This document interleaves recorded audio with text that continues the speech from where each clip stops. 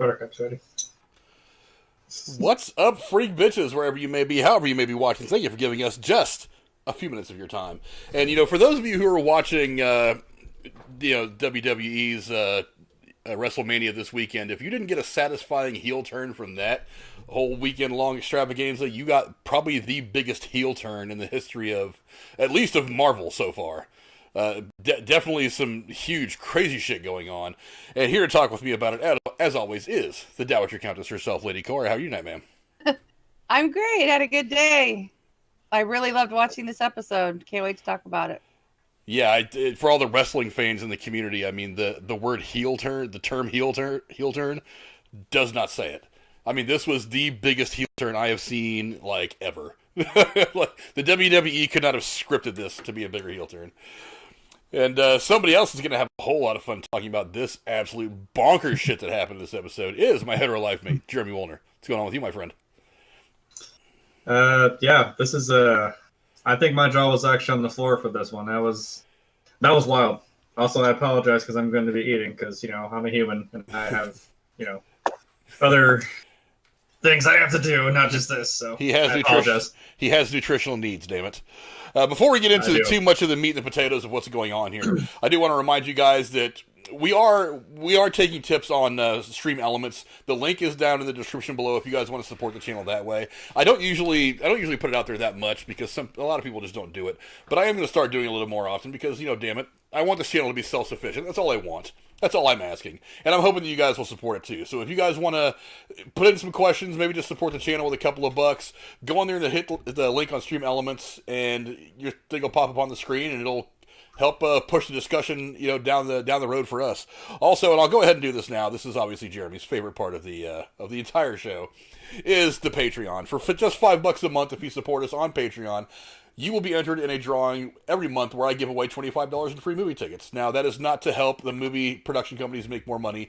That is to promote you guys to go out and spend some money at the movie theaters, help the movie theaters get back on their feet, help support the people that are working at the box office and the concession stand. It's a really, really hard... They've been hit really, really hard by the pandemic. The entire theater industry has been just completely decimated by all this. And it's not just the theater industry, it's the people that work for the theaters.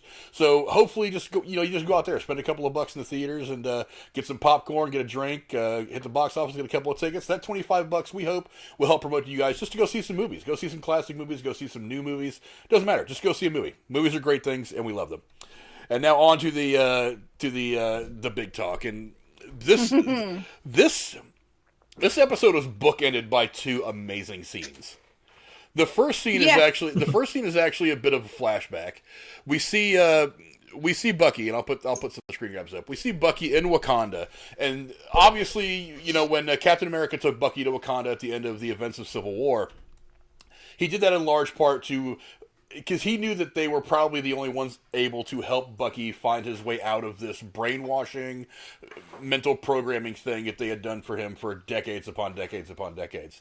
From getting arrested. Yeah, we never actually get to see that process until this opening scene.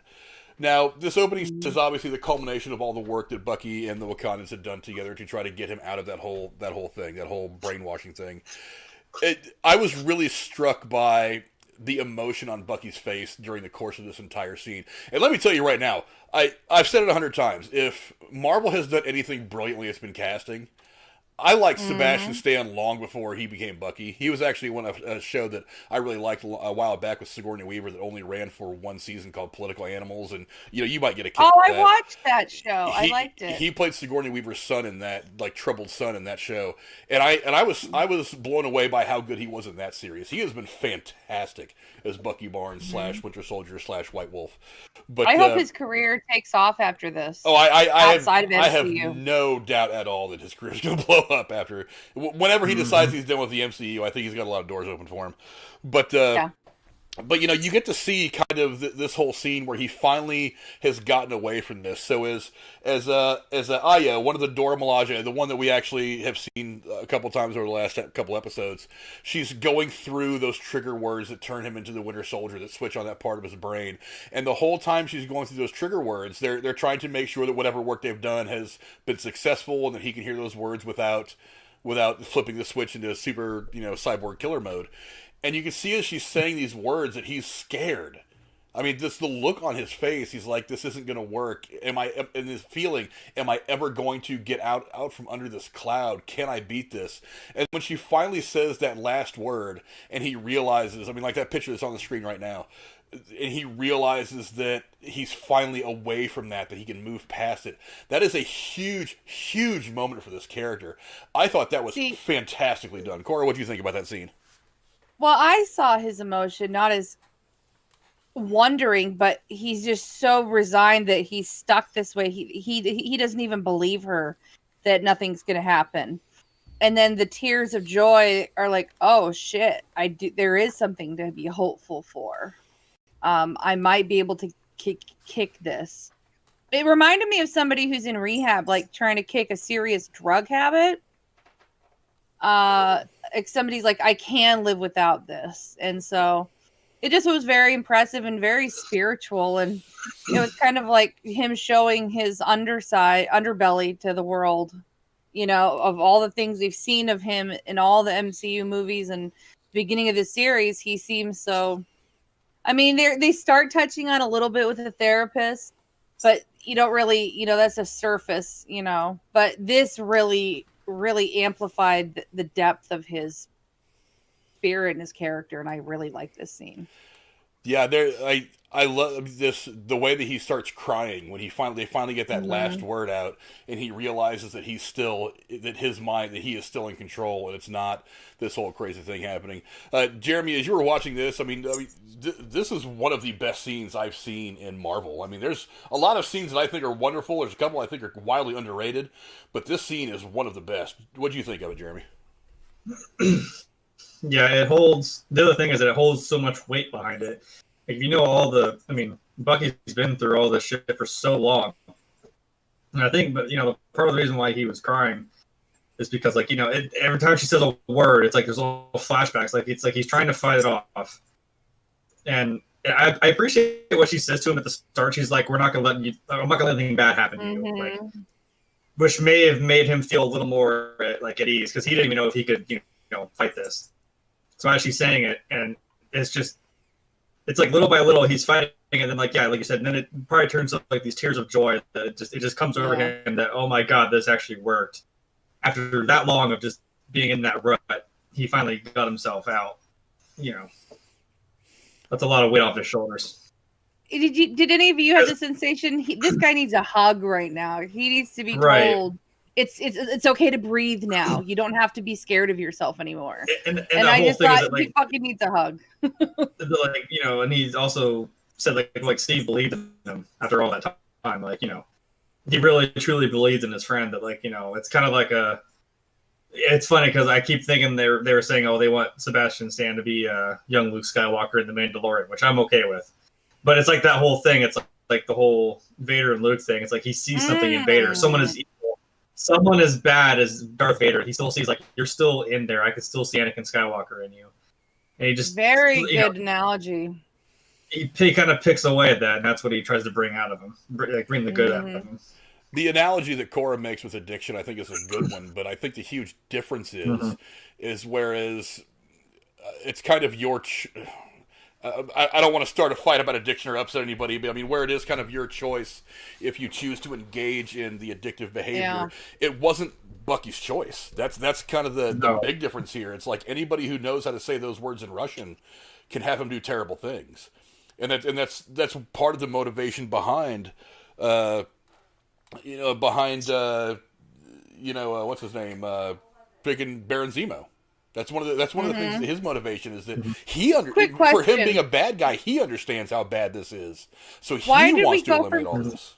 Why do we go from calling him Zemo to now Baron Zemo? Like, what? Because he said so. Just because we found out he has money? I mean, well, and all the other. We knew it when we first meet him in Winter Soldier. We knew who he was based on. But he's not revealed to be a Baron until we see him in this series. So where he's just Helmut Zemo in Civil War, you know, you understand his motivation, his family died, blah, blah, blah. We don't find... It doesn't say that with any certainty in the MCU, in the movie stuff, until we get to this point. He was based on this comic book character that is Baron Zemo. They didn't for some, I don't know why they didn't choose to kind of flesh that out a little bit more or make him a Baron in Civil War. I don't think it would have mattered much. I mean, his motivation was what it was, so he could have been the King of England. It wouldn't have mattered much.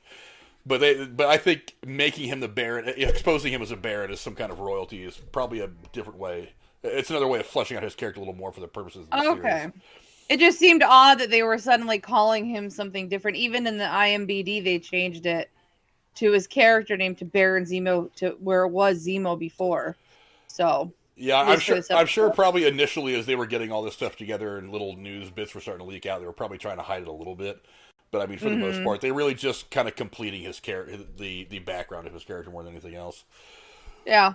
But makes you want to see him more in the future too. I think we will. They're developing him more and more on an individual character level, independent of this series, and so it's like, okay, I hope they don't kill him off at the end of this. I think we will. I think we're going. I think Zemo's going to be around for a while.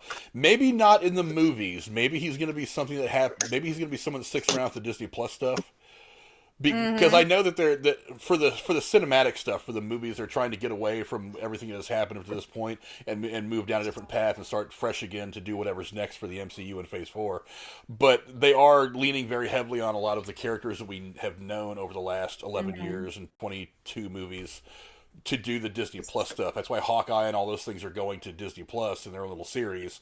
Whereas the only one that's really carrying forward is Guardians of the Galaxy and Thor. Everybody else is just kind of, they're doing their thing on Disney Plus. I mean, we're obviously going to see, well, Doctor Strange is still kind of early on in his run in the MCU for whatever they're Spider-Man, there's still plenty of Spider-Man left. But I mean, the people that have been around since day one, the OG MCU, all those people are kind of transitioning back into the Disney Plus stuff, and this newer generation of Avengers is going to kind of move the MCU itself forward, which is cool. Did you like the reference?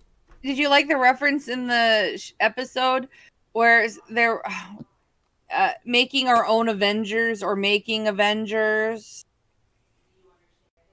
Anyways, I was like, oh, that was a nice little tie-in. Saying the super soldiers are making their own Avengers or something. Yeah, that was and that's a nice. And you kind of understand where he's coming from, though, because I mean, again, and I've said it 100 times, people are what screw things up. You can create the best thing in the world that helps a lot of people. There's going to be some asshole with nefarious intent that comes along and screws it up. And while I don't think the Flag Smashers are necessarily evil people, I mean, their methods and the way that they're willing to do things are one of the things that are screwing it up. Their misguided intentions are one of the things that are screwing it up.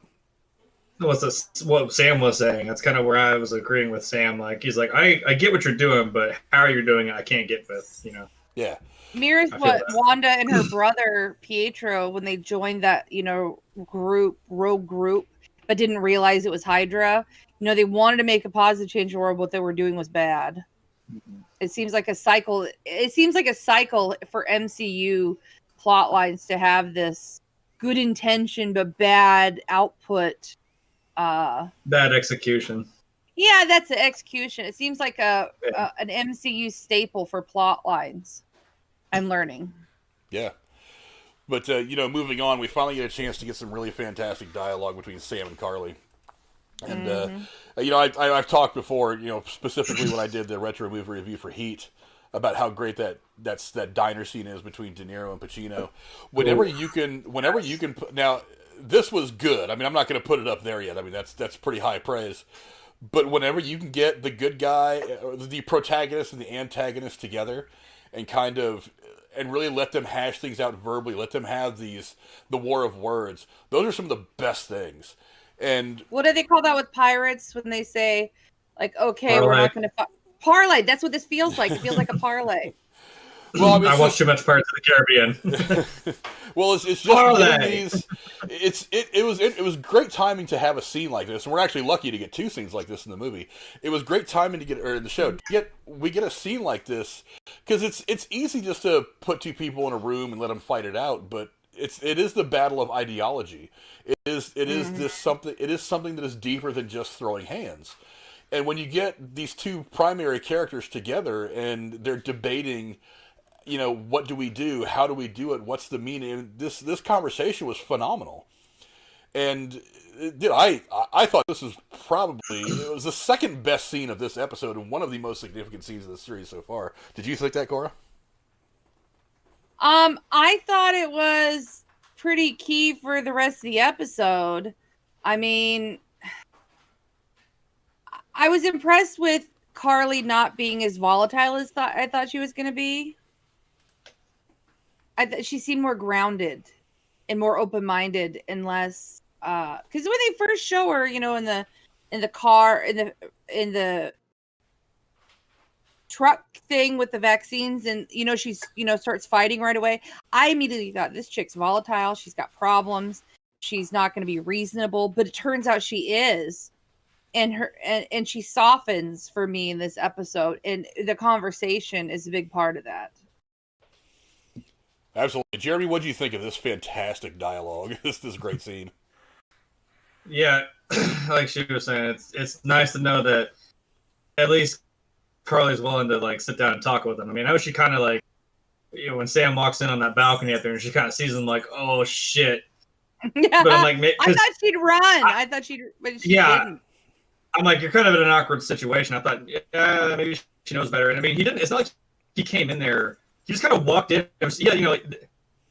I went down a rabbit hole of watching this guy who like analyzes body language things in movies and shit.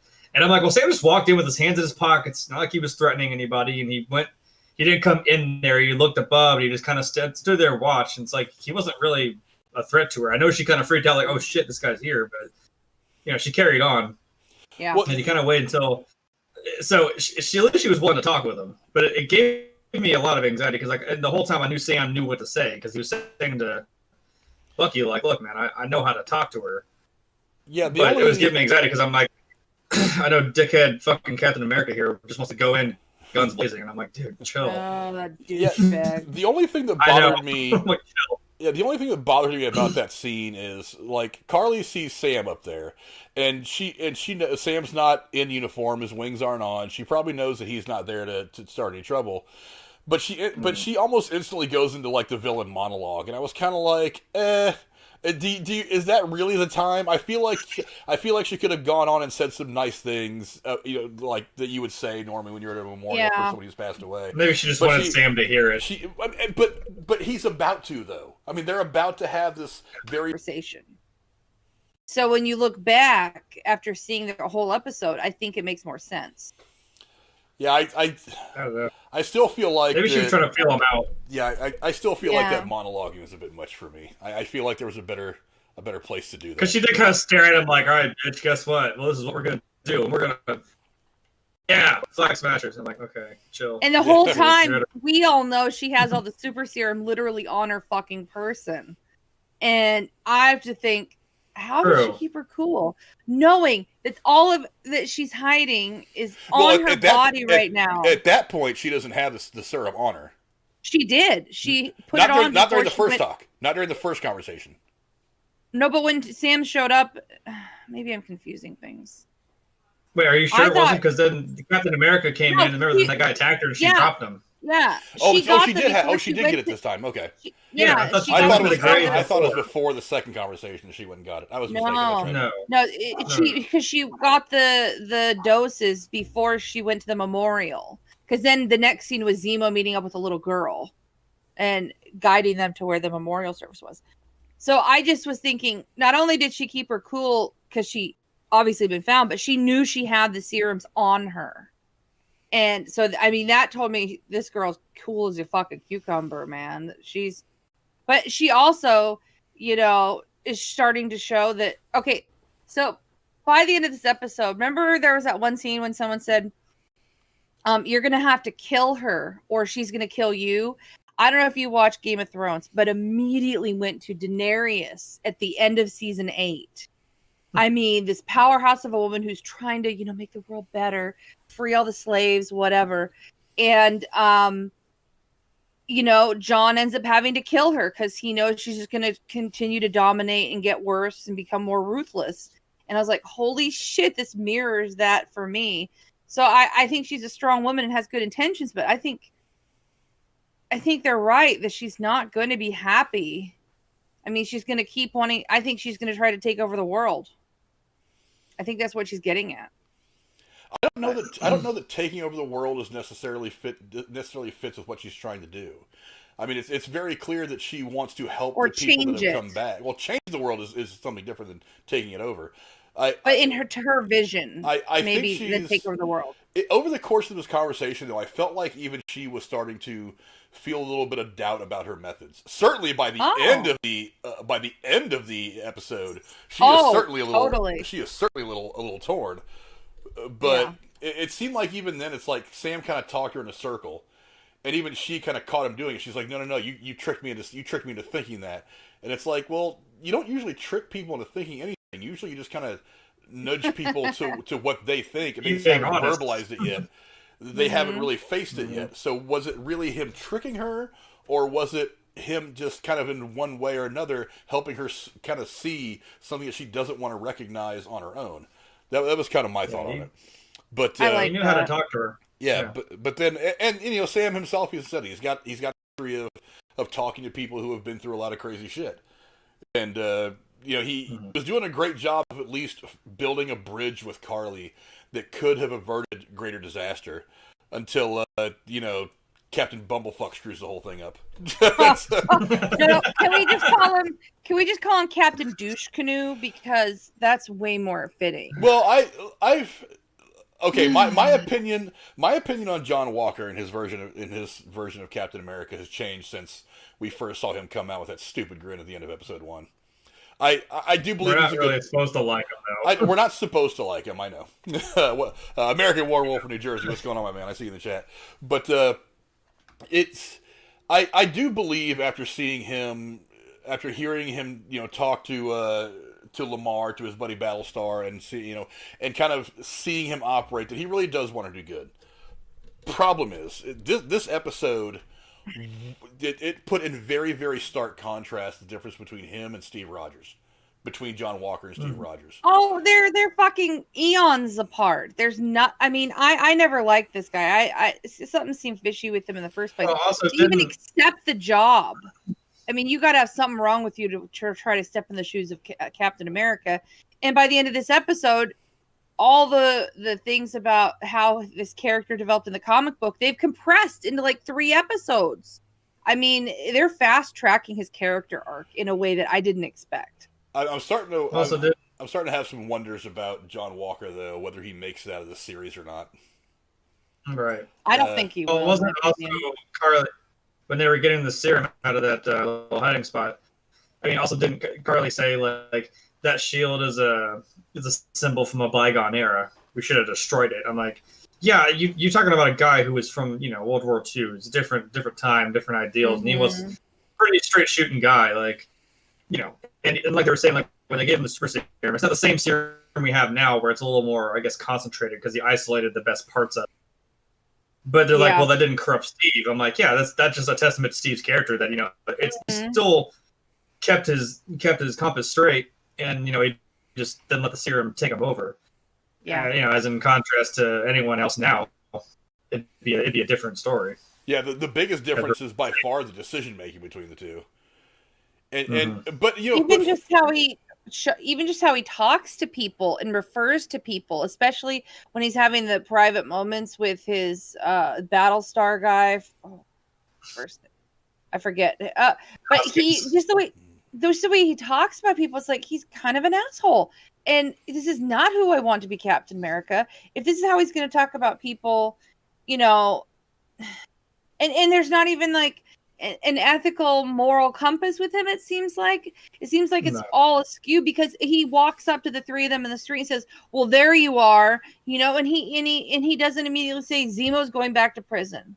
That's it. He negotiates with his own morals to get through situations, and that I can't respect. He's a little too cocky and very condescending, and it's just kind of like, all right, I need to chill for a second, dude. I think we all kind of do that from time to time, but I think he does want the best possible outcome. Yeah. He does want to stop these people. So why though? Well, I think because when you're in war, you probably do that a lot more than you do in any other line of work or any other kind of lifestyle you might lead. I think it's a possibility. Now, I mean, that's not ever having been in war. I don't know. That's my guess. This is just my guess from having watched way too many war movies. But like I said, the differences between him and Steve, while glaring, are also understandable. Steve Rogers is a guy who was born, assuming somewhere around 1920. He grew up and existed in a much different world. Whereas this guy, John Walker, who was born in the, around 1980, was born 60 years later, and has inhabited a very, very different world, and has fought very, very different wars than what Steve has fought, and has not had people like Dr. Erskine to kind of help guide him in those early days. It's kind of... You can see where the approach... You can see why the approach might be a little bit different. But he seems like he just... I don't know. It's obvious he's going kind of rogue. But he doesn't just... I don't know. It's just a lot of bad juju around him. I can't explain it. Is it kind of like a testament to like when him and fucking Battlestar Galactica, what the fuck his goddamn name is? That's what I resort to calling him now, is Battlestar Galactica. I don't fucking know. It is Lamar Hoskins. Yeah, I think this time I remember because I kept looking at his like little nameplate on his chest. I'm like, okay, Hoskins. I can just remember Hoskins. That's fine. But I'm already committed to Battlestar Galactica. Sorry. But when they were at the table talking, and he kind of said like, when we were in war, like, can you imagine what we could have done? Like, it's kind of like a weird, like, we're not talking about it, but we know what happened. And it was kind of a questionable thing, and things worked out the way they did. It's kind of like Frank, you've played Call of Duty. It's like history is written by the victor. You don't really care how you did it. You won in the end, and you can kind of write the story of what happened. And that's kind of the fucked up thing about it. So he's kind of, he's been through some shit. Do you think all he's been through is what's shaped him? Because, it could be PTSD and stuff, because his Hoskins, his partner of sorts, it seems way more qualified to be Captain America than he does. And he's been through the same shit. He seems more quality of character than this fucking asshole John Walker. I'm shitting on him, but... Well, I don't know if it's also the added stresses that the entire world is looking at him now because he's Captain America, so he's got all this extra stress on him now. Yeah, that's true. We haven't seen him before he took on. Yeah, we just get this snapshot of his life. For all the similarities, all we have in our head is... for all the similarities in the path that Walker and Rogers have taken, there are a couple of really huge differences as well. Remember that when Walker was handed this outfit and said, okay, you're the new Captain America, there was a legacy that he had to carry with it. Yes. This is one of the guys who saved half the universe. Talk about big shoes to fill. That one of those shoes is as big as a planet. You never do it. Whereas when Steve was given the shield, he was basically a mascot that was selling war bonds for the first part of the war. He was nobody. And he took it upon himself, especially after in Captain America: The First Avenger, when Bucky and his crew get taken behind enemy lines. He's the one who puts himself in a situation and says, I have to do this. And he never wanted the adulation. There was none of this, we're going to make you the super soldier and you're going to be famous and you're going to be awesome. It was just like, we're going to make you a super soldier, but because we don't quite understand what we're getting into yet, you're going to be on stage dancing, punching out some guy dressed like Hitler, and you're going to help us sell war bonds. Whereas the expectations for Walker was a lot different. There is this name, there is this legacy, there is this expectation now to wearing that A on your helmet and carrying that shield. And when you have expectations, it changes the game. And these expectations are not small. And even a guy like Walker, who's got 3 Bronze Stars and a couple of Congressional Medals of Honor and all kinds of citations and has done all kinds of great things. Even a guy like that, everybody's got a breaking point. And even with all he's been through, maybe this is it. It has to be, because even in that moment when he's with the Wakandan warrior woman, I forget what they call themselves. The Dora Milaje. Thank you. He goes, they're not even super soldiers. Well, that was hilarious. Dumbfounded tone of voice. That was hilarious. You don't he doesn't even know about Wakandans and how amazing they are. Like, how can you be Captain America and not know? No, I think he knows. He's like, he's just like, I just got my ass kicked, and they weren't even super soldiers. I'm like, no, I think he knows. He's ignorant. I think he knows. He just doesn't know as well as other people might have known. Remember, John Walker does not come from the Avengers. He is some guy they plucked out of Afghanistan or something like that. I'm sure vetted him on all this stuff. Briefing somebody and showing somebody are two very different things. Oh, okay. I mean, this guy has never been to Wakanda. He's never fought alongside the Dora Milaje. He's never fought alongside any of the Avengers. This guy is the guy that just got called up from AAA, and you threw him in the lineup against the Yankees. That's that guy. That makes more sense. No matter how good you might be, when you first step up against those guys, it is humbling. I mean, because I tell this story to the kids that I coach all the time. When I was a kid playing baseball, I got a chance to hit off a major league pitcher named Ron Darling, who was a guy that played for the Mets back in '86 when they won the World Series. And I goaded this guy into throwing me a big league curveball. And this is me when I was a teenager and I was playing baseball all the time. I thought I was awesome. We won games, so I thought we were great. He threw me a big league curveball that I didn't see. I did not see it. I heard it hit the glove, and I was like, Jesus Christ. And for days after that, I was like, am I even worthy of this? I doubted myself. So what happens is he ends up having this run-in with the Dora Milaje. And after they thoroughly whoop his ass, for one, there's a couple things about the scene I want to point out. One, I find it absolutely fucking... And pitifully, by the way, let him keep the fucking shield. Yes. Just leave it. I found it absolutely hilarious that Bucky and Sam are basically sitting back with their arms crossed just watching that whole thing. I thought that was pure comedy. And then, but when they want him to be humble, don't they? Well, they want him to understand exactly his place. I think one of the differences between him and Steve Rogers is Steve Rogers understood he had his place. That while he can do this, while Tony Stark is doing this, while Captain Marvel's doing this, and that all that combined effort comes together for the ultimate goal for the entire group. Whereas this is one of those guys that wants to go out there and do it himself because he figures, hey, I've got all these awards and citations, I'm that hero.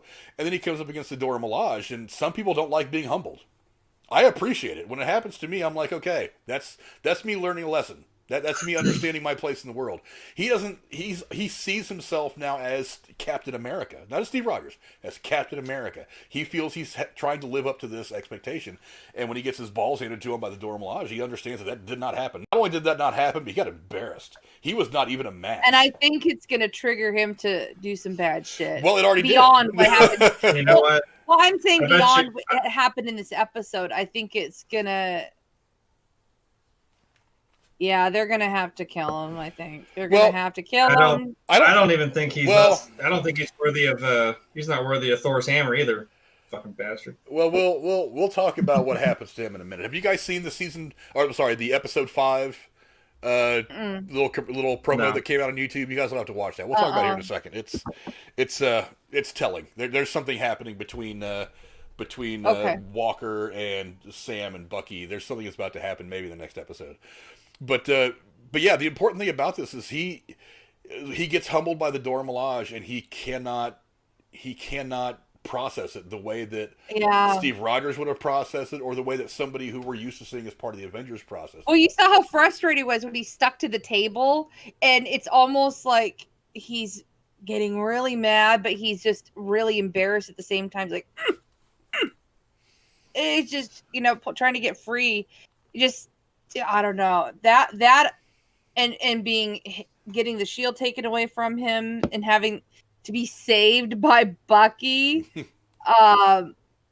and Sam, just all of that combined must have been really awful for him. I think he deserved that. Bucky's just like, yep, you're doing great, man. You got it. Because he knew they were going to kick John's ass. And he was just like, yep, all right, whatever, dude. That was a great comedic moment, by the way, when Sam's going to Bucky, like, we should step in. Bucky, like, come on. He's like, no. Let Hot Shot here fucking do it since he thinks he's so great. Mm-hmm. It was a nice, quick little moment.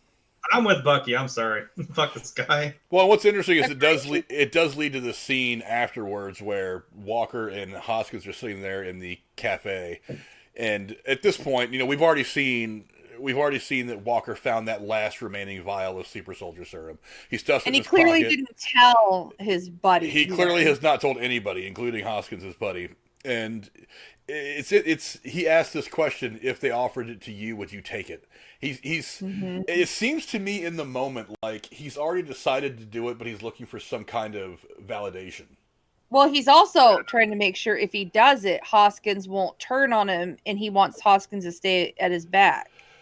Well, he doesn't want to do this alone. But the character, though, I don't think the character Hoskins would, though. Here's the interesting thing about Hoskins, and why his spoiler alert for those of you who haven't seen the episode, but we don't talk non-spoilers here. When Hoskins dies is significant because Hoskins is the moral North Star for Walker. I mean, everybody's got their moral North Star. For 20-something movies, Tony's moral North Star was Pepper. She was the one that, for as smart as he was, as rich as he is, all the power that he has. I mean, let's face it, he never would have accomplished that without Pepper. I mean, Pepper is his North Star. He's the compass that keeps him headed in the right direction. Mm-hmm. And all these characters have one. I mean, for Thor, it's been his mom and maybe Jane at certain points. For Black Panther, it was his dad, and then eventually, his mom, stuff like that. But this guy just lost his moral compass, his North Star. So now what's going to happen? He doesn't have Hoskins to throw this idea to anymore. He's like, hey, what do I do? What would you do? What do you think we should do? What do you think I should do? That avenue is gone. It's not available to him now. And in his bloodlust and his anger and his fear and his frustration, he does something stupid and takes a serum, which he very clearly does, because even though we don't see it in the episode, beats that guy down the freaking stairs through a door, like right at Sam and then Bucky's feet. Bucky goes, was it Bucky or Sam that said, "What did you do?" Sam looks at him and says, "What did you do?" Yeah. I thought that first tell was when he fucking threw the shield and actually went halfway through that fucking concrete. I'm like, oh, you did it. You fucking did it, didn't you? It's pretty obvious, but that is a very significant. And I love this image of the Dora Milaje with the spear going right through the center of the star. I thought that was a killer. I almost made that the thumbnail, but I kind of like doing the thumbnails the way I do. But yeah, there was some killer images in this whole episode. Mm-hmm. But moving on past that, we have this talk that the second meeting. I didn't really like the fact that Carly calls Sam's sister and starts shit. It makes the threatening tone. It wasn't so bad that she talked to her, because she starts with, well, I want to know if I should kill him or not. But she didn't have to threaten her then. That was too much. Like, basically saying, I know where you are, and naming her kids. I'm like, dude, that's Zemo shit. Like, don't. Well, I don't think she would. I think, again, the whole point was she was like, well, because I think she didn't. I don't think she wanted to end that conversation with Sam. Like I said, when Captain Dickface came in the fucking room, and she was like, what the fuck, dude? And took off. I think maybe she really was trying to hear Sam out. So she kind of went back to it, but I guess to maybe solidify that, because I don't think she quite knew if they were working together. I think maybe she believed in that, no, I'm not with this guy. But she risked by threatening his family, making him mad. Yeah, but I don't know. I feel like she knows Sam might have a little bit more of a level head than that, because he obviously saw something in her, like, maybe you're not as bad. Like, again, it's the Luke Skywalker Vader thing. He's like, I don't think you're as bad as you really think you are. So maybe she just maybe kind of solidify that I know this is going to work. Like, I know he'll listen to his sister. Mm-hmm. To make sure he'll actually show up. Yeah, to me that didn't work, because I mean it was one thing for her to call Sarah and say, hey, I need you to get a message to Sam for me, have him meet me here. Yeah, that would have been one thing. But you've already established that Sam is willing to talk.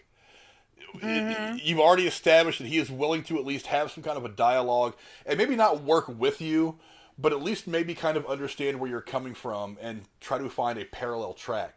So it seems like you undo all that when you call his sister and say, if something doesn't go right, I'm going to come visit you and your sons. It's because if I were Sam, I'd be like, okay, you're changing the game now. Now you're showing me you don't want to work with me. Now you're showing me that the only thing I can do is be against you. Even if I agree with what you're trying to accomplish, you're telling me that I need to be against you because you're willing to go to this route. That I didn't think it didn't work for me at that point. Now, calling the sister was one thing, but making the threats, it was like, eh. And even Sam, like I said, it changes the position that he's in, because when he walks into that second meeting, he's got the wings on this time, and he's like, "Chick, you want to throw hands? I mean, because you just threatened my family." He brought Bucky because he's like, fuck it. If she's going to, I think if she hadn't threatened the family, he might have been more adamant. I can handle this on my own. But the threat made him feel like he needed some backup. Yeah, like how she had the nerve to be like, well, I see you didn't come alone. And I'm like, bitch, I don't think I remember asking you. Yeah. Fucking call my sister. Like, hello? Yeah. Yeah. And also, it's kind of like, well, like, Bucky has nothing to do with this. Like, just like, I'm just making sure, because you don't think 5 of your little fucking super buddies are around the fucking corner as soon as you dip out? Like, don't try me, little girl. God Wait, isn't one of them dead? Aren't we down to 4 besides her? Yeah, but you know what I mean. Okay. There's still more. We've lost a couple, I think, up to this point. I mean, there was the one in like the second episode, the airplane. I didn't have a solid count of how many of these super soldiers are working for Carly yet, anyway. So I have no idea what we're down to now. But obviously, he was trying to have this meeting without Walker and Hoskins around because he didn't want them screwing it up. He didn't want specifically Walker to screw it up again. So when they're trying to talk it out again, there's a little piece of dialogue in here that I think is very intriguing. Do tell. He calls Sharon or rather Sharon calls him earlier in the episode, and says, "You guys are operating on borrowed time." Okay, so while Carly and her group are waiting for Sam to get there, they get a text from the pawnbroker. The pawnbroker says the same thing to them. Power broker. The power broker. I'm sorry. The power broker says that they are on borrowed time, and I'm like, Marvel is really, really good about these ever so small cues. And we don't know who the power broker is, and that's like the.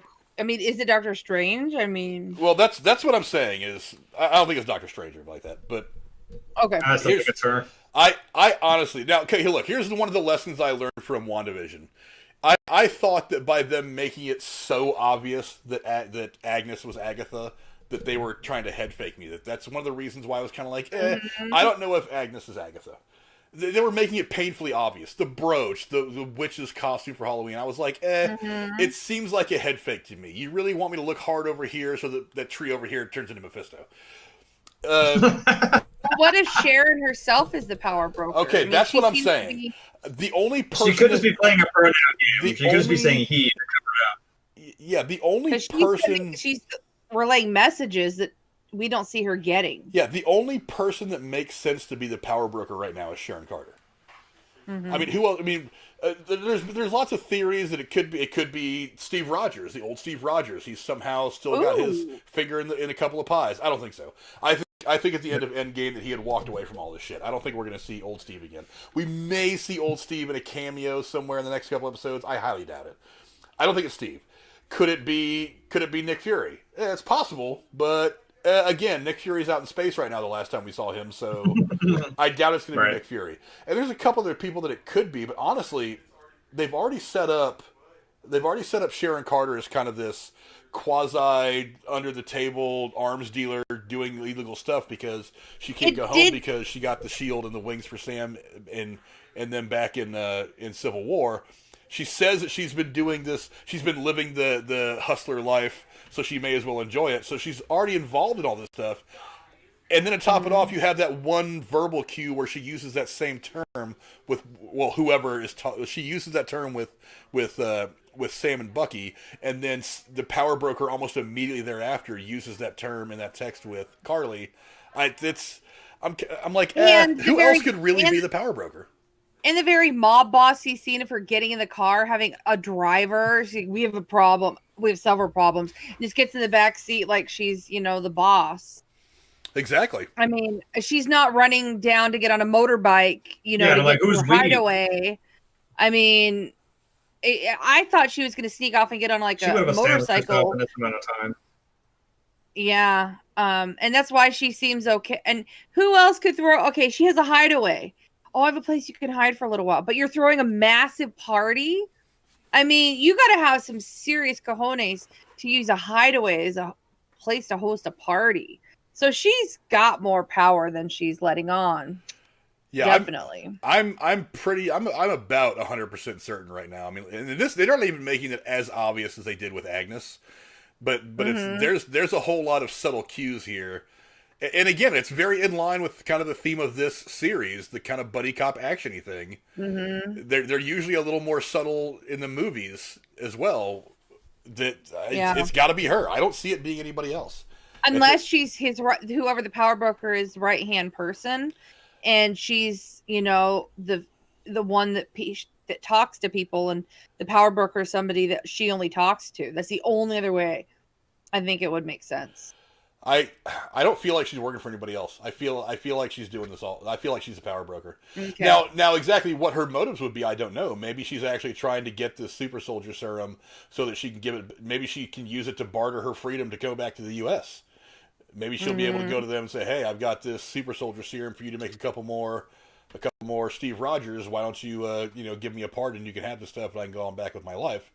Maybe that's her. Maybe that's her motivation. But maybe she's turned heel. I mean, it's possible. I'd hate to see Sharon Carter turn into a bad guy. I love her character. I was really happy that we got her character in the first place. Well, she has to be a bad guy if she's the one who is the power broker, because she's the one who hired Nagel to finish his work. But again, we don't. Oh, that's true. That's true. Yeah. See, this is what I'm saying. It's also if she didn't tell the guys when they came up to her, well, actually, guess what? I know exactly who it is. I can tell you exactly where he is because I hired him to make it so I can make sure nobody else could make it. She didn't offer that information. She hid that. True. It seems really convenient that the fucking the blonde, short-haired, fucking pixie cut woman. Kind of seems weird that whatever the fuck her name was. Yeah. Kind of seems weird that she got shot and all of a sudden, boom! Look who's outside the fucking alleyway right there, willing to take it. Someone like that who's willing to take out someone who's a little bit lower on the podium there. It's like she wanted Selby gone. She can be like, for some reason. Yeah, and she set the guys up to maybe take the fall for Selby's death. True. So I don't think she's going to be good. I think she's using them, and she knows that maybe Zemo has something she wants or needs. And so, he's tied to them, so I'm going to help them. I don't know. I don't think she's all bad, but I think she's going down the Carly path where I mean well, but I don't as Jeremy said, I don't execute it in a good way. Yeah, but this whole scene, it's boy, it really pops off from this point on. The last probably 20 minutes of this episode are pretty dense. Obviously they try to have another talk. It's definitely a different tone. It seemed to me like the first time they got together to talk, there was a little bit of we're going to go ahead and let our guard down and try to develop some kind of understanding. This time everybody's on much higher alert. I'm really, obviously they get the phone call from Sharon. She's somehow tracking John Walker. And I wonder how she does that, by the way. Well, she does say, I still have access to a couple of satellites. Maybe there's some way. I don't really know. And it's not hard, it wouldn't be hard to track him. I mean, he's got the vibranium shield, and we've already seen, we already saw them track vibranium decay in WandaVision. So maybe it's not hard for her to do it either. Or maybe he's intentionally being tracked by the government. He knows about it. Maybe there's a thing in his head. I don't know. Or in his helmet. I don't know. See, I initially thought before I realized she was tracking him, I thought she was tracking Sam because remember she said, I brought you your suit back. I got you your suit back. So I thought she put the tracker in there. That was all the way back in Civil War, though. That was all the way back in Civil War, though. I don't think she was in the position at that point to feel like she needed to track Sam. Okay. It was just a thought, but you're right. But, this whole thing goes to hell, super fast. Because, obviously, Captain Bumblefuck comes in there again with a head full of steam. And then this really cool fight scene breaks out. It's really nice seeing Bucky do that whole knifey flippy shit. I've tried to do that with, steak knives and shit, much to the failure and the embarrassment and almost cutting my own fingers off more than once. But who's the one that said that shit? He's like, why the hell is all the knives? Right? What's with this? Is that Walker who said that? Yeah. God damn it, what's the deal? Yeah, he did. Yeah, I thought that was a pretty funny line, too. Yeah. But, so when this thing pops off again, this is a much more brutal fight scene. It's not the chase that we ended up getting after the first meeting. It's a much more brutal fight scene. They kind of neutralize Hoskins at first. He, of course, gets out. And then, we end up in this room, whatever the room was, and things are not going well for anybody. Hoskins ends up stepping out. Who did he end up saving? I think he ended up saving Walker, because somebody had to beat on Walker. So he jumps in, and then Carly, and this is what I found interesting. Carly is the one that puts the blow on him. She hits him so hard, she knocks him back into that pillar, and he is not happy.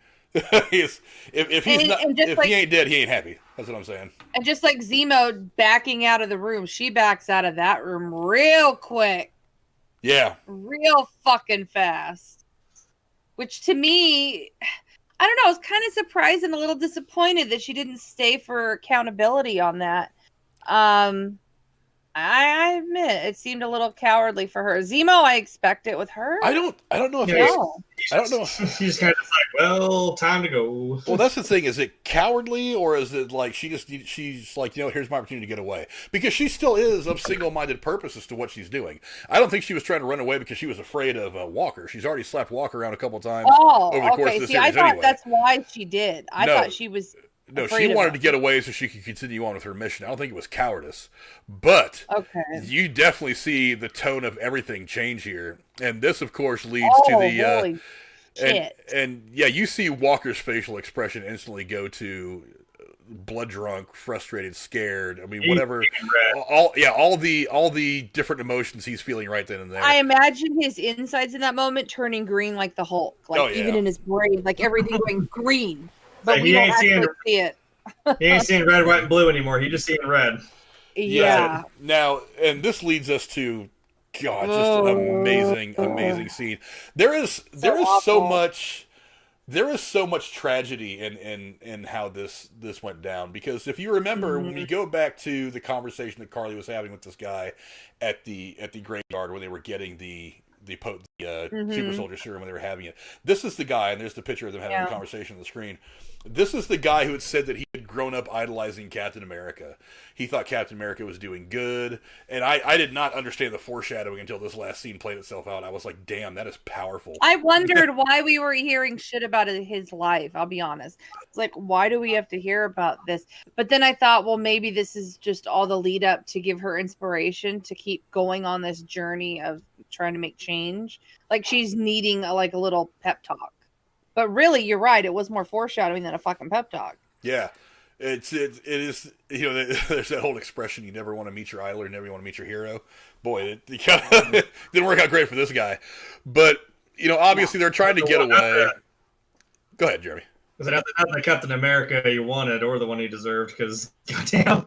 And isn't that the one time the shield's been used in that way? Like, well, with no honor and evil intent. I don't know. It depends on how you look at it. Everybody likes to think that Captain America and all the good guys never kill anybody. Captain America's killed plenty of people.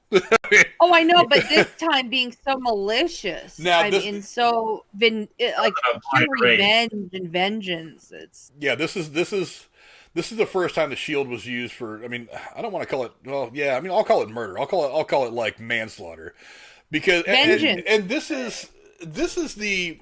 I mean, this is where you see the biggest divergence between John Walker and the Captain America that we all know. Or anybody else. Even Sam wouldn't do this. Well, no, between the one we know as Captain America and this guy John Walker is if. Because we have, like I said, this is one of the parallels that we've seen between John Walker and the other guy is that we saw Captain America lose Bucky once already in the first Captain America, first Captain America movie. So how does he react when he loses his best friend, his moral compass, his confidant? How does he react? He doesn't just go around and start slicing people's heads off with the shield. He stays focused on the mission. He knows the mission is more important, that if you really want to make his death meaningful, if you really want to get your revenge, the best way to get your revenge is to make sure you finish what you were doing for the greater good. Yeah. This guy, faced with the same decision, loses his friend right in front of him. And instead of saying, we need to finish this mission, I need to find Carly, he's trying to chase Carly down, and then he can't find Carly, so he catches this guy. And when this guy won't give him the answer he wants, he just snaps. And the important things that need to be done become secondary to the frustration I need to take out in the moment. And the rage. Yes. Now, do you think the guy was like, that wasn't even me, man. I didn't even do this. Yeah. And I'm like, shit.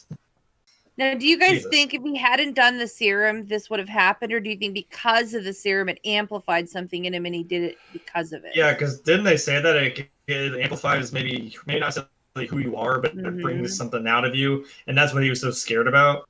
Because I mean, even when Zemo, I mean, it's like a nice parallel between Zemo asking Sam, like, he's like, "Would you take?" Or is it, "Would you ever offered it?" He said no. He's like, "Would you?" He said no. And he's like, "Wow, you didn't even hesitate. I'm impressed." And then he cuts to fucking Walker and Battlestar Galactica talking over it, and he's like, "Well, hypothetically, what happened? Would you take it?" He's like, "Hell yeah, man." He's like, "Well, you wouldn't be worried about what it would do to you." I'm kind of like that. Again, we know that was him just trying to like maybe get a second opinion on what he should do, because he may have been worried about what would happen. And I don't know if he really quite knew what he was doing, because he seemed like he was looking at that guy after, but I don't know if he kind of snapped that back a little bit and kind of realized, like, holy shit, man, what did I just do? Do you guys kind of realize everything? Jeremy, Jeremy, do you watch The Boys on Amazon? No, I know what it is, but no. He went full Homelander. He went full. If you don't watch The Boys, you may not get it. He went full Homelander. The you don't go full Homelander. The Boys on Amazon is basically it's kind of part comedy, part action, but it's basically like what happened if the superheroes weren't necessarily good guys. That's kind of the point of the whole series. And Homelander is the Superman of the group. He's their leader of their little group of superheroes, and he is just blatantly sadistically evil. I mean, like the outward persona that he gives to the public is, red, white, and blue cape, so strong, so nice, big smile. But I mean, behind the scenes, he like flat out murders people to get in his way. I mean, he's just brutal. He's vicious. Do you guys? Sorry, go ahead. No, go ahead. I was gonna say, do you think that Bucky and Sam should have stepped in or not? Because I'm watching them watch it happen, or do you think they're just as shocked as everyone else and they're just dumbstruck and they don't know what to do? I think a part of them, maybe that's just the moment that everybody's just so stunned, but seems like they should have stepped in and tried to stop him. But maybe it happened too fast, and we don't know when exactly they came up to it. I'll have to go back and look. Maybe they just kind of let him do it, because kind of like the same thing when he was getting his ass kicked by the Wakandans. They were kind of like, make them kind of negligent because they didn't. I mean, Bucky could have pulled him off of him. Well, I don't know when they actually get there in relation to when he lands those first couple of blows. I'd have to go back and watch. And they may not have realized he also took the serum. They're kind of just like, whoa. Holy shit, wait a minute. Something's different. Yeah. I mean, didn't someone say, like, something's wrong with Walker? Like, something's different about him. And I was like, maybe that was the moment. When they were in Zemo's house, or his apartment. There's something really off with him. And I think they didn't, I don't think they realized that they were catching that something was actively changing in him. I think they were just referring to him from how they thought of him all along. Also they're also standing there with everyone with their phones out watching him just like go to town on this guy. They didn't want to put themselves in that situation either. Like walking in, they're all going to look at all three of them like, hey, what the hell's going on with you guys? Like, let him get himself out of that situation. He dug himself a hole. So, and they also might have realized if they did try to approach him, he might have tried to kill them too. I mean, he might toe to toe with Bucky, but like I don't know. Sam probably didn't want to be part of that either. Oh, Bucky and well, I mean, there's going to be a confrontation between these three. Like I was saying earlier, the promo for the next episode, the three of them are in like some abandoned warehouse setting, and this feels like Winter Soldier, Civil War all over again. And Walker looks, he's like looking down. He raises his head. He said, "Are you sure you guys want to do this?" And one of the guys says, "Yeah, we're." I think it was Bucky says, "We're sure." and they are not singing Kumbaya and roasting marshmallows and making s'mores. They are all in a stance where like, okay, so I'm just waiting for somebody to throw the first punch. Because for them, he's dishonored the Shield in a way that they never imagined anybody could, and so they're disgusted with him. It's like having blood on your hands. There's blood on the Shield now from some guy who didn't have from some guy who had no part in that.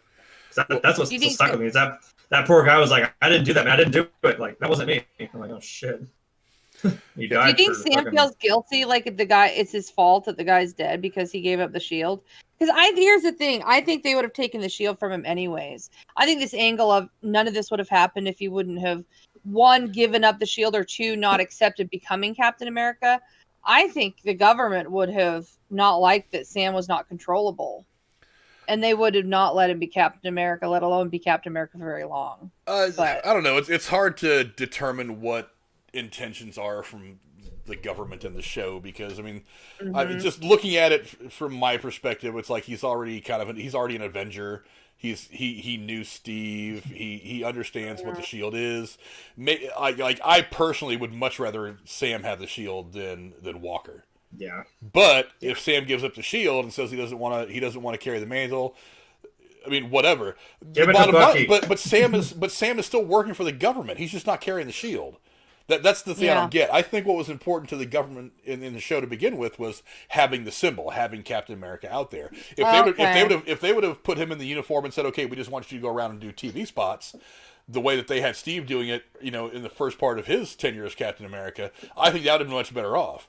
But they actually want somebody to go out there and fight these battles, and I don't think that Walker can carry this weight.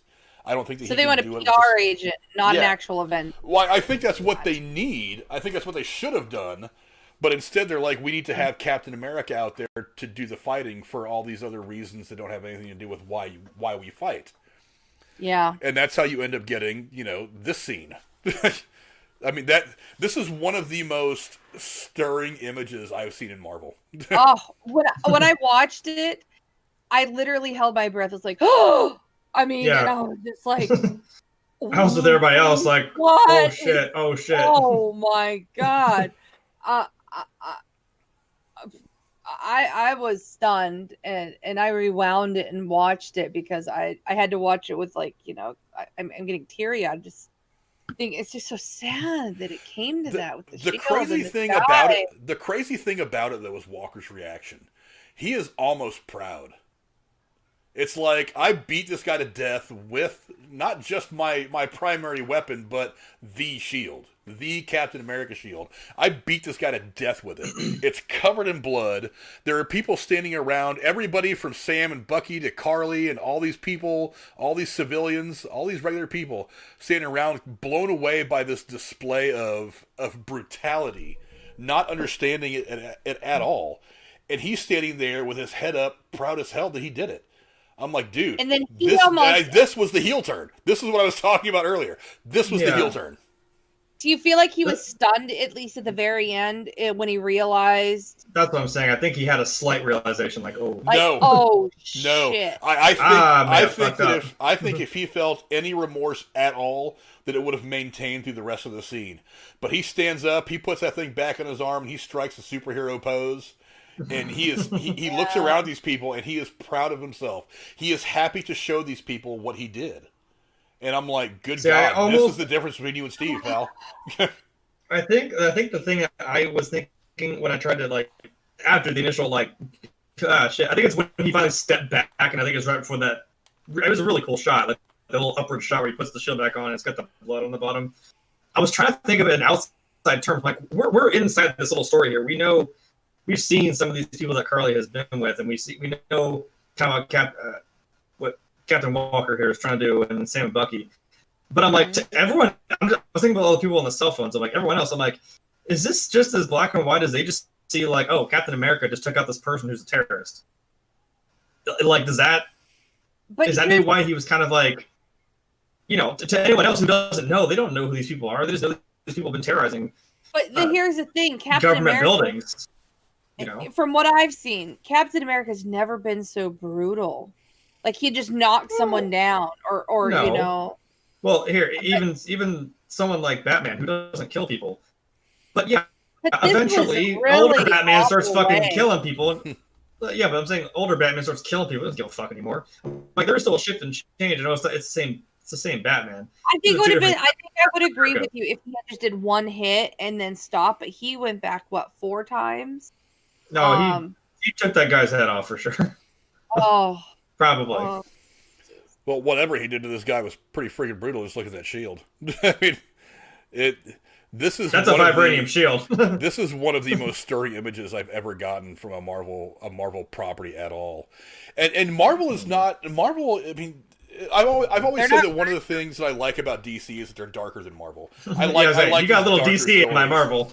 Marvel is not known for going super dark. Marvel likes this kind of fluffier action comedy thing that they have going on. They started to lean dark a little bit with WandaVision. I think they're going to get a little darker with Doctor Strange and Multiverse of Madness. Yeah. I mean, because you've got Sam Raimi doing that, so I mean, it's like, and it's a horror guy doing what's going to be a weird kind of horror-esque movie, so you might get a little darker. I think it's still going to be in the Marvel vein, but it's going to be a little bit darker. Maybe that's why it makes it so visceral, because you're just like, oh shit, did we really just go? You're not used to seeing this kind of thing in a Marvel movie.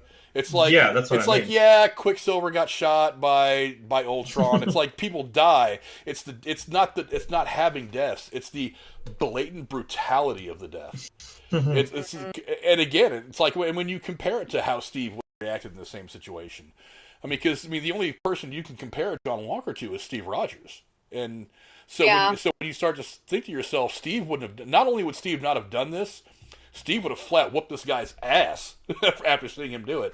But this guy not only does it, I can do this all day. Yeah, but he puts that shield on, stands there and poses for all the people with cameras and all the people to watch him. He's proud. And the crazy thing is just looking at this episode 5 promo, I get the impression that like the government doesn't even give a shit that he did it. They're probably just going to say, okay, you killed a bad guy, go back out there and do it. When in reality, that's what I was saying. Now they may not know. They may not know how it went down, but we know. It's like we know how vicious this was. That's that shady shit that him and Hoskins were talking about. He's like, they just know how it ended. They don't know what we had to do to get there. Like they don't know what the details, the sketchy shit because he was saying, what if we had that serum? Imagine what we could have done. This could have played out so much differently. Yeah, again, like he said, I had this serum and now I can play the shit out how I want to. Yeah, this boy, this is some crazy shit. It got super dark. I actually kind of compare it to when Cedric Diggory dies in the Harry Potter movies. I thought that one of the things one of the things I loved about that scene is like I love all the Harry Potter movies. It's not a secret, but I love how it went from being kind of generally kids movies. That moment turns the page. That shit got dark. That moment, that's the first significant death in the series, and that entire series turns a page from that point on. Well, the whole and if you notice, like from that point on, even the color palettes of all the movies were very, very dark. It turns really adult really fast at that point. Well, even the whole competition, Goblet of Fire, is dark and very grown up. Yeah. I mean, they tell them none of this is serious shit. You can die in this. And that's the thing, is like that is such a gut punch of a fucking scene. Right when they come back and they make it back to the stands, and no one knew what was going on. They all start cheering. They all thought they came back, and then they don't realize, oh my fucking god, Cedric Diggory's dead. Like, and it just comes to an abrupt stop, and they're all like, oh dear god.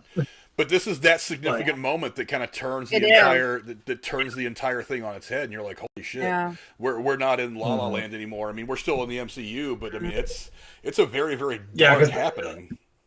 Yeah, like having Harry just go like he's back, and I was like, I tried to say it, and it's heartbreaking watching him break apart like that. And that's he's like, all I wanted to do is get his, like, I wanted to get his body back. He's told me to do that, like. And in here, it's like Captain America broke. I mean, he's fucked up now. I mean, like, this guy, we've created a monster, is basically where it's at. Or he's, I don't know. The only thing I hope for is that somehow the super serum he took can somehow be reversed, because it's not the same stuff Bucky had. Make an antidote. I don't know. Let me ask you guys where this goes. I don't know. We don't. 2 episodes. We don't. Well, I mean, no. I'm looking at farther beyond these last 2 episodes. Okay. I mean, the future of some of the Disney Plus stuff. We're still not. I'm about 3% sure that we're going to see a second season of WandaVision. I mean, as I've read it right now, they have no plans for a second season. I'm sure they have ideas, but it's really going to depend on where things go for Wanda in the next year and a half, 2 years. It's going to be a while before we see another version of WandaVision on the screen on Disney Plus. We don't know that there are any plans for a second season of this show either.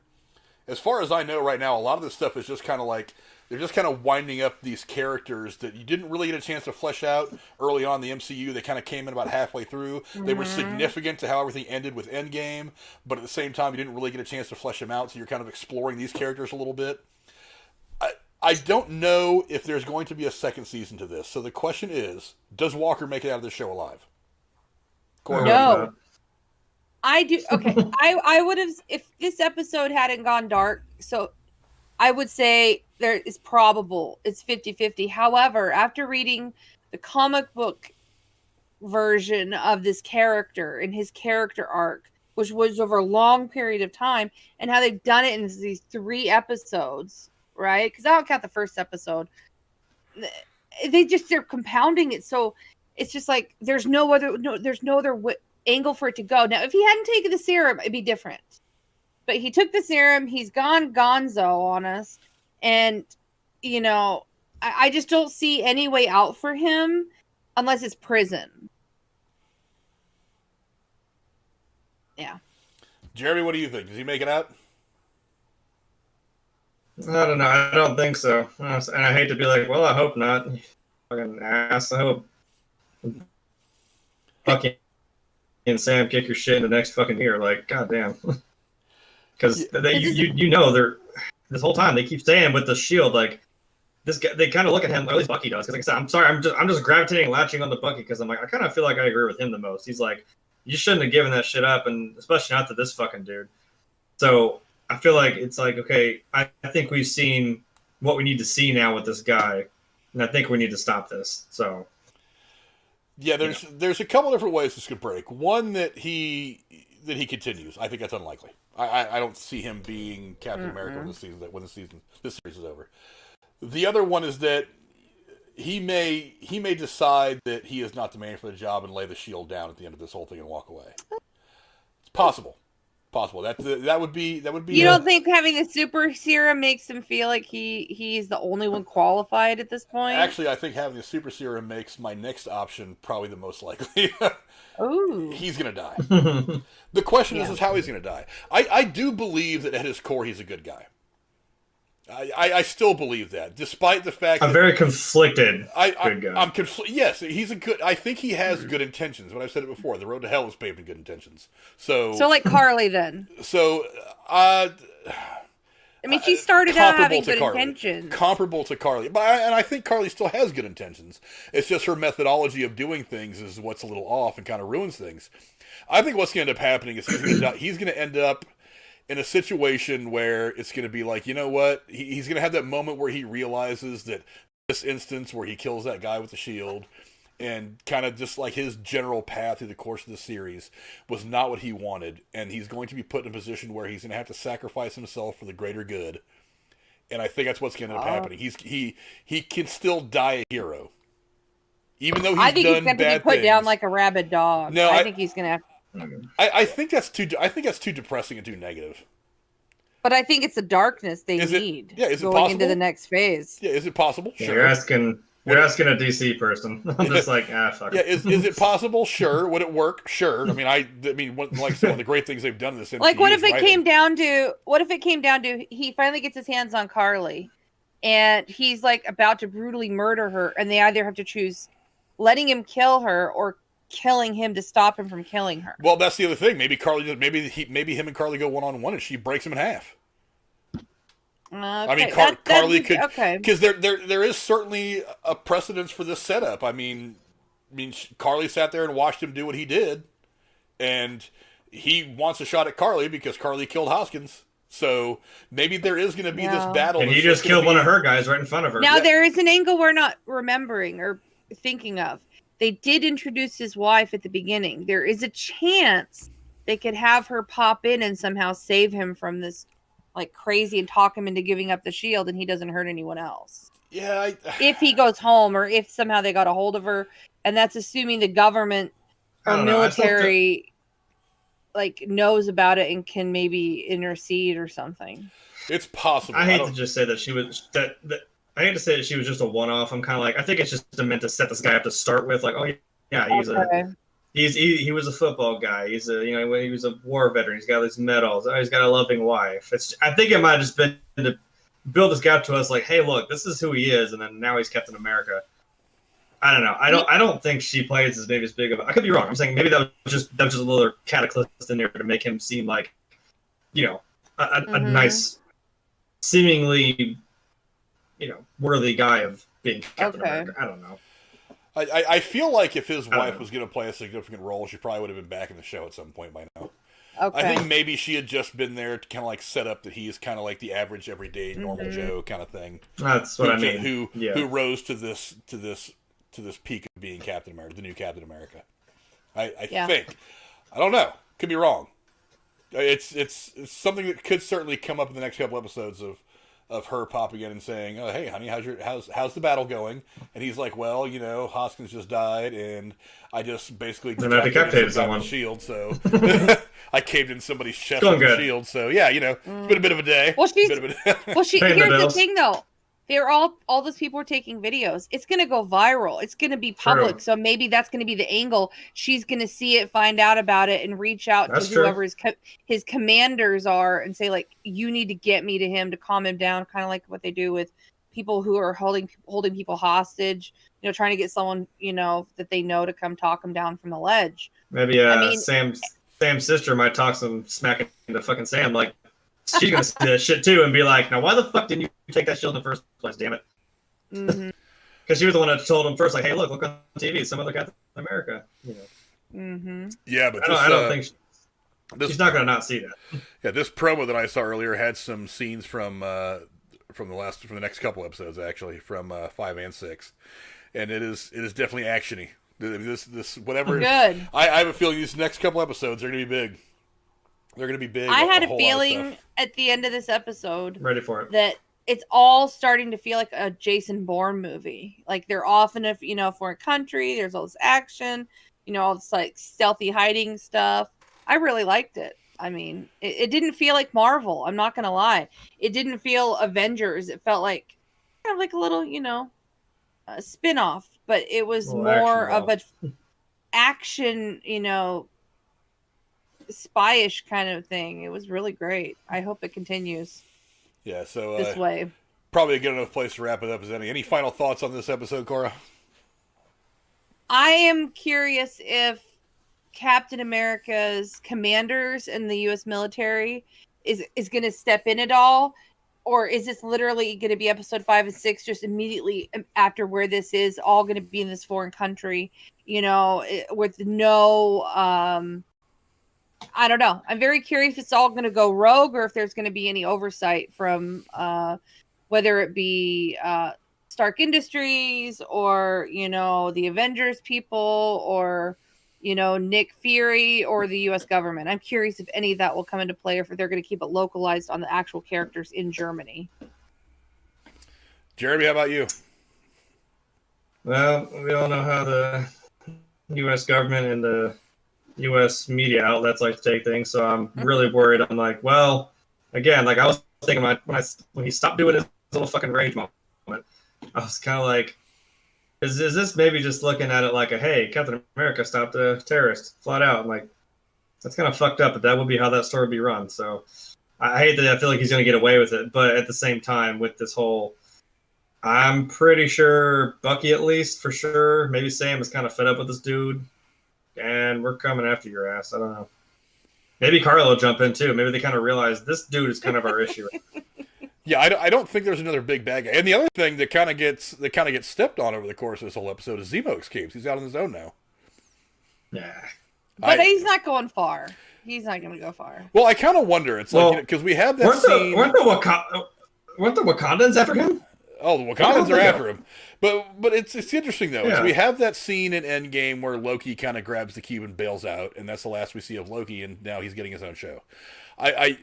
It feels... I don't think it's going to be like that, but there was kind of this feeling like this is where Zemo bounces out, and we're probably not going to see him again until he pops up in some other property. I figured he was involved in the last I don't think it's going to be that way. I think we're going to see Zemo again in the next episode. Well, because Zemo, he still has his mission as well, which is to do away with these super soldiers. So it doesn't make any sense. Yeah, and if he finds out... Oh my God, that's John Walker. Oh, he could be the one that kills him. Could be. Zemo does. Oh, good thought, Jeremy. I was like, wait, Zemo might be like, wait. And they could go to Zemo and go, I'll do your dirty work. You get me in front of him, and I'll get you that shield back and put him down. Nah. Maybe, I don't know. True. All I know is I tend to I tend to not take the stance where it's just like, oh my god, I can't wait till next Friday. I'm like, okay, this episode's over. I'm gonna process this. I'm gonna get ready to talk about it with my people and let me process. As soon as I got done with this episode, I was like, oh, can it be next Friday already? I so badly want to see, because it's like it leaves us with this image, and I'm like, whoa, that is mind blowing. And I'm like, I need some explanation now. I want more. I want to know what happens after this moment because it's so amazing. But maybe Sam and Carly will actually finish that talk, and like I said, maybe they'll be like, okay, we're gonna stop this guy. Maybe, but yeah, maybe. All I know is these next couple episodes are pretty intense. Enemy of my enemy is my friend, or whatever that saying is. That's the thing. It's like everybody's enemies at this point. It's like Sam and Bucky are clearly not on the same page with Walker. Walker is obviously not on the same page. Is obviously a blatant enemy of Carly and Zemo.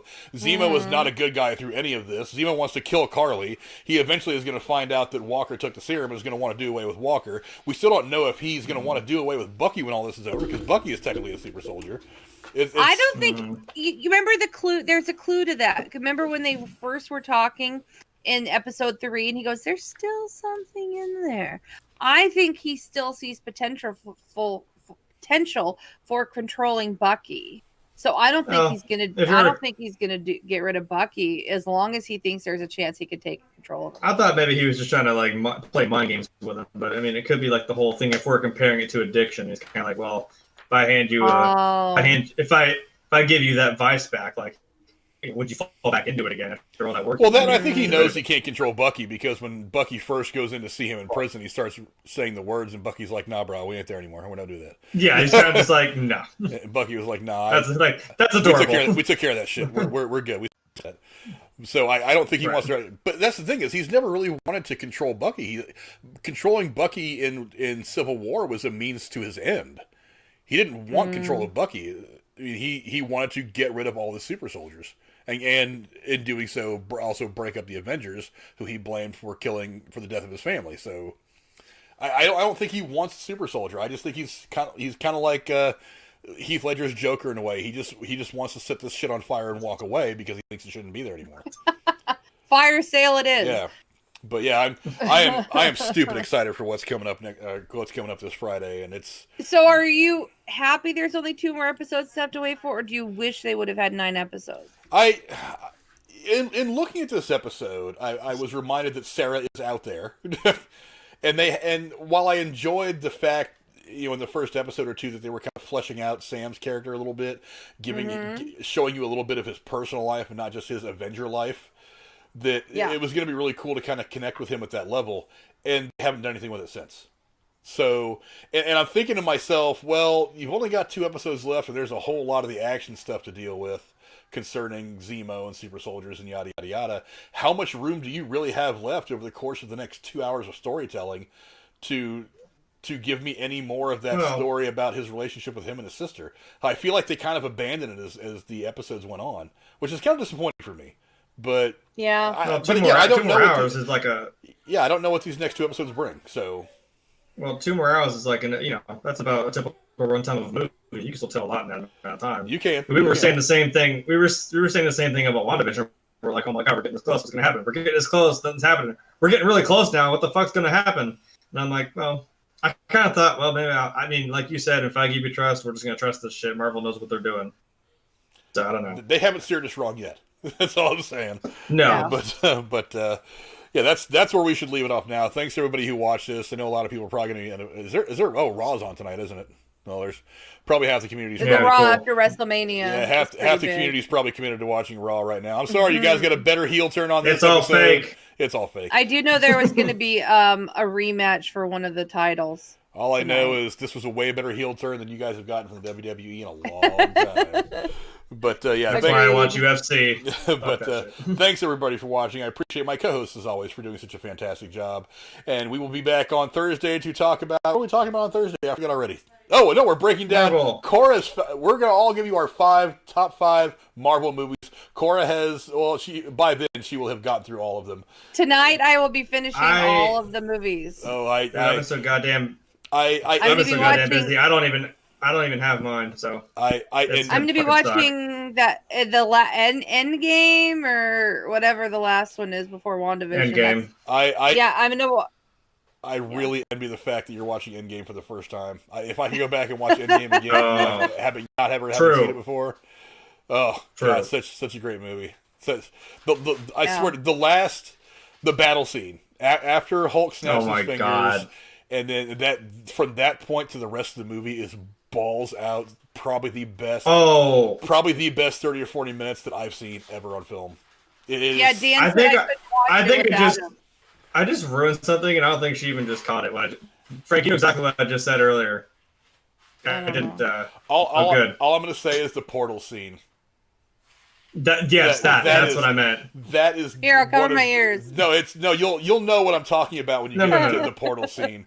Like that scene, and this is one of the reasons why I really am trying to promote people to get back out in the theaters and doing this whole $25 giveaway. It's like, you can go on YouTube and you can watch videos of crowds reacting to that scene in the theater.